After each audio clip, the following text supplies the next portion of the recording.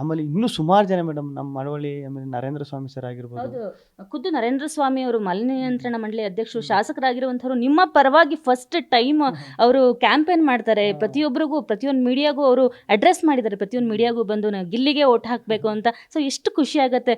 ನಿಮ್ಮ ಒಂದು ಈ ಜರ್ನಿ ಇದೆಯಲ್ಲ, ಬಿಗ್ ಬಾಸ್ ಜರ್ನಿ, ಇವತ್ತು ಕರ್ನಾಟಕನ ತುಂಬ ಫೇಮಸ್ ಮಾಡಿಬಿಟ್ಟಿದೆ. ಬಿಗ್ ಬಾಸನ್ನು ಇನ್ನೂ ಎತ್ತರಕ್ಕೆ ಸಾಗಿಸ್ಬಿಟ್ಟಿದೆ. ಯಾಕೆಂದರೆ ಬಿಗ್ ಬಾಸ್ಗೆ ಹೋದವರು ಅವರು ಎತ್ತರಕ್ಕೆ ಹೋಗ್ತಾರೆ, ಆದರೆ ನೀವು ಬಿಗ್ ಬಾಸ್ಗೆ ಹೋಗಿ ಬಿಗ್ ಬಾಸ್ನ ಎತ್ತರಿಸ್ಬಿಟ್ಟಿದ್ದೀರಾ. ಈ ಬಗ್ಗೆ ಏನು ಹೇಳ್ತೀರಾ? ಅದೇ ಮೇಡಮ್, ಅದೇ ಹೇಳ್ತಾ ಇವ್ನಲ್ಲ ಮೇಡಮ್, ನಾನೇ ಮಂಕಾಗ್ಬಿಟ್ಟವ್ನಿ. ದಿಗ್ಭ್ರಾಂತ ನಾವು ನಮ್ಮ ಕಡೆ ಮಂಕಾಗ್ಬಿಟ್ಟವನೆ ಅಂತ ಹೇಳ್ತಾರೆ. ನಾನೇ ಮಂಕಾಗ್ಬಿಟ್ಟಿದ್ದೀನಿ ಅದೆಲ್ಲ ನೋಡ್ಬಿಟ್ಟು. ಅಷ್ಟೊಂದು ಪ್ರೀತಿ ಸಿಗ್ತದೆ ಎಲ್ಲ ಕಡೆಯಿಂದನೂ ಮೇಡಮ್. ಈಗ ನೋಡಿ, ಇಂಡಸ್ಟ್ರಿಲಿ ಎಷ್ಟು ಜನ ಮಾತಾಡೋರೆ,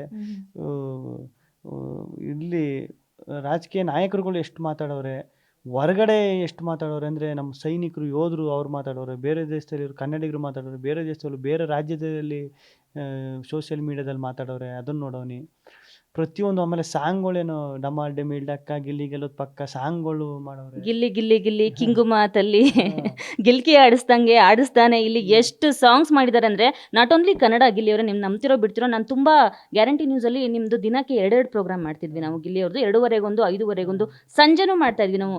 ಅಲ್ಲೆಲ್ಲ ನೀವು ಆಂಧ್ರದಲ್ಲಿ ಫೇಮಸ್ ಆಗಿದ್ದೀರಾ. ಆಂಧ್ರದಲ್ಲಿ ತೆಲುಗುನಲ್ಲಿ ನಿಮ್ಮ ಸಾಂಗ್ಗಳನ್ನ, ಈ ಗಿಲ್ಲಿ ಗಿಲ್ಲಿ ಸಾಂಗ್ನ ನಿಮ್ಮ ತೆಲುಗುನಲ್ಲಿ ಫೇಮಸ್ ಮಾಡಿದ್ದಾರೆ ತುಂಬ.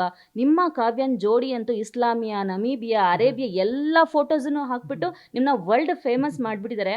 ಸ್ಟೇಜ್ ಮೇಲೆ ಒಂದು ಜಗ್ಗೇಶ್ ಅವರು ಮಾತು ಹೇಳ್ತಾರೆ, ಮುಂದಿನ ವರ್ಷಕ್ಕೆ ನೀನು 4 ಜನನ ಛತ್ರಿ ಹಿಡ್ಕೊಂಡು 4 ಜನ ಬೌನ್ಸರ್ಸ್ನ ಹಾಕೊಂಡಿರ್ತಾನೆ ಕಣೋ ಅಂತ ಅವ್ರು ಹೇಳ್ತಾರೆ. ಜಗ್ಗೇಶ್ ಅವ್ರ ಬಾಯಲ್ಲಿ ಏನಾದರೂ ನಾಲ್ಗಿನಲ್ಲಿ ಏನಾದ್ರು ಮಚ್ಚೆ ಇದೆ ಅಂತ ನಿಮಗೆ ಗೊತ್ತಿದೆಯಾ ಅಂತ ಅವ್ರಿಗೆ ಒಂದ್ಸಲ ಹೇಳ್ಕೊಂಡಿದ್ದಾರೆ. ಆಮೇಲೆ ಜಗ್ಗೇಶ್ ಅಣ್ಣ ಆ ಮೂಮೆಂಟಲ್ಲಿ ಅವ್ರಿಗೆ ಹೆಂಗೆ ಏನು ಅನ್ನಿಸ್ತೋ, ನಾನು ನೋಡ್ಬಿಟ್ಟು ಅದು ಏನು ಅನ್ನಿಸ್ತೋ ಏನೋ ಗೊತ್ತಿಲ್ಲ. ಅದು ನಿಜ ಆದಾಗ ಎಷ್ಟು, ಈಗ ನನಗೆ ನೋಡಿ, ನನಗೆ ಅದು ಗೊತ್ತಿರಲಿಲ್ಲ. ಅಂದರೆ ಅದು ಹೇಳಿರೋದು ನಾನೇ ನೆನಪು ಮಾಡ್ಕೋಬೇಕಾಗಿತ್ತು, ಜಗ್ಗೇಶ್ ಅಣ್ಣ ಹೇಳೋರೆ ಅಂತ. ಅದು ಹೆಂಗೆ ಕನೆಕ್ಟ್ ಆಯ್ತದ ನೋಡಿ. ಅವ್ರು ಜಗ್ಗೇಶ್ ಅಣ್ಣ ಹೇಳಿರೋದಕ್ಕೂ ಆಗಿರೋದಕ್ಕೂ ಅದಕ್ಕೆ ಅದು ಮಚ್ಚೆ ಅಂತಲ್ಲ, ಅವರು ನಾಲ್ಗೆ ಸರಸ್ವತಿ ಇರೋದಕ್ಕೆ ಹೆಂಗೆ ಆಗಿರೋದು. ಅವರು ಈಗ ಅದೇ ಅನುಭವ, ಅವಾಗಿಂದ ಅದನ್ನೇ ಹೇಳ್ತಾವನಿ. ಅವ್ರ ಅನುಭವ, ಅಷ್ಟು ವರ್ಷದ ಜರ್ನಿ, ಅದೆಲ್ಲ ನೋಡ್ಬಿಟ್ಟು ಅವ್ರಿಗೆ ಹಂಚಿರುತ್ತೆ. ಅವ್ರ ಮಾತಲ್ಲ ಅಷ್ಟು ತೂಕ ಇರ್ತದೆ ಅಂತ ಅನ್ಸುತ್ತೆ ಮೇಡಮ್. 4 ಜನ ಅಂತ ಜಗ್ಗೇಶ್ವರ್ ಹೇಳಿದ್ರು. ಇವತ್ತಿನ ಪರಿಸ್ಥಿತಿ ಗಿಲ್ಲಿದು ಹೇಗಿದೆ ಅಂದರೆ, 40 ಜನ ಬೌನ್ಸರ್ಸ್ ಇದ್ರೂ ಕೂಡ ನಿಮ್ಮ ಒಂದು ಬಾಡಿ ಗಾರ್ಡು ಅಂದರೆ Z+ ಸೆಕ್ಯೂರಿಟಿ ಕೊಡೋಕ್ಕಾಗ್ತಿಲ್ಲ ನಿಮಗೆ. ಅಷ್ಟು ಲಕ್ಷಾಂತರ ಜನ. ಇದಕ್ಕೆಲ್ಲ ಏನು ಕಾರಣ? ನಿಜಕ್ಕೂ ನಿಮ್ಮ ಒಂದು ಕಾಮಿಡಿನೇ ಇಷ್ಟೊಂದು ಕಾರಣ ಅನಿಸುತ್ತಾ, ಅಥವಾ ನಿಮ್ಮ ಒಂದು ಮಂಡ್ಯ ಸೀಮೆಯ ಸಪೋರ್ಟು, ಜನಗಳಿಗೆ ನೀವು ಮಾಡಿದಂತಹ ಎಂಟರ್ಟೈನ್ಮೆಂಟ್? ನಿಜಕ್ಕೂ ಎಲ್ಲರೂ ಹೇಳ್ತಾರೆ ಎಂಟರ್ಟೈನ್ಮೆಂಟಿಂದ ಗಿಲ್ಲಿ ಗೆದ್ದ ಅಂತ. ನಿಮಗೂ ಅನ್ಸುತ್ತಾ ಕಾಮಿಡಿಯಿಂದನೇ ನಾನು ಗೆದ್ದಿದ್ದು ಅಂತ? ಕಾಮಿಡಿ ಅನ್ನೋದಕ್ಕಿಂತ ಮೇಡಮ್, ನಾನು ಹಂಗೆ ಅನ್ಕೊಂಡಿದ್ದು, ಒಂದು 7-8 ವಾರ ಇದು ಉಳ್ಕೊಬಿಟ್ರೆ ಸಾಕು. ಯಾಕಂದರೆ ನಂಬಿಕೆ ಇಟ್ಟು ಕಳಿಸೋರೆ ಬಿಗ್ ಬಾಸ್ ಟೀಮು ಇಷ್ಟೆಲ್ಲ ಇದು ಮಾಡಿ. ಒಂದು 7-8-10 ವಾರ ನಾನು ಯಾವಾಗಲೂ ಹೇಳೋ, ಚಂದ್ರಣ್ಣ ಇದ್ರಲ್ಲಿ ನಮ್ಮ ಚಂದ್ರಪ್ರಭಾ, ಚಂದ್ರಣ್ಣನಿಗೆ ನಾನು ಅವರು ಮಾತಾಡ್ಕೊ ಮಲಗು ಟೈಮಲ್ಲಿ ಜಸ್ಟ್ 10 ವಾರ ತುಂಬಿಸ್ಬಿಟ್ರೆ ಅಣ್ಣ, 10 ವಾರ ಆದಮೇಲೆ ಆಚೆಗೆ ಹೋದ್ರು 70 ದಿನ ಇದ್ದೆ ಬಿಗ್ ಬಾಸ್ ಅಲ್ಲಿ ಅಂತ ಹೇಳ್ಕೊ ಓಡಾಡ್ಬೋದು. 10 ವಾರ ಇದ್ದೆ ಅಂತ ಹೇಳ್ಕೊ ಓಡಾಡ್ಬೋದು. ಈ 5 ವಾರ 6ನೇ ವಾರಕ್ಕೆ ಹೋಗ್ಬಿಟ್ರೆ ಮರ್ಯಾದೆ ಇರಲ್ಲ ಕಾರಣ, ನಾವು ಏನಾರ ಮಾಡಿ ಉಳ್ಕೋಬೇಕು ಇಲ್ಲಿ ಅಂತೆಲ್ಲ ಮಾತಾಡುವೆ. ಅದು 10 ವಾರ 12 ವಾರ ಆಯಿತು, 13 ವಾರ ಆಯಿತು, 14-15 ಫಿನಾಲೆ ಆಗೋಯ್ತು, ಟಾಪ್ 6 ಆಗೋಯ್ತು, ವಿನ್ ಆಗೋಯ್ತು.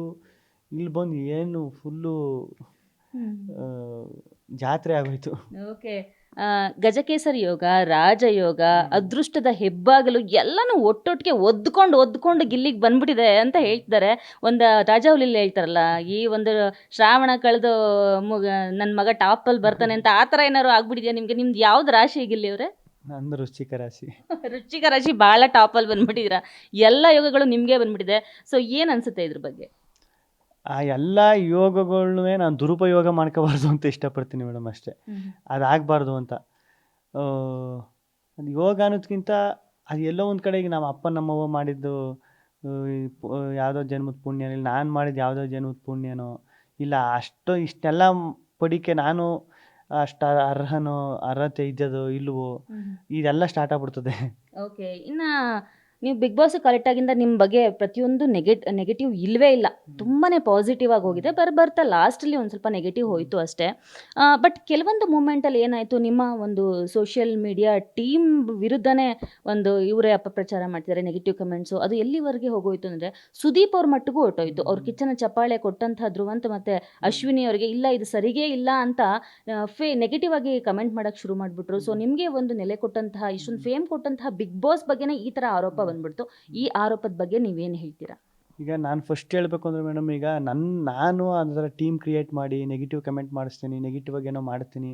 ನನ್ನ ಹತ್ರ ಅಷ್ಟು ದುಡ್ಡು ಇಲ್ಲ ಮೇಡಮ್, ಅದನ್ನೆಲ್ಲ ಮಾಡಿಸುವಷ್ಟು.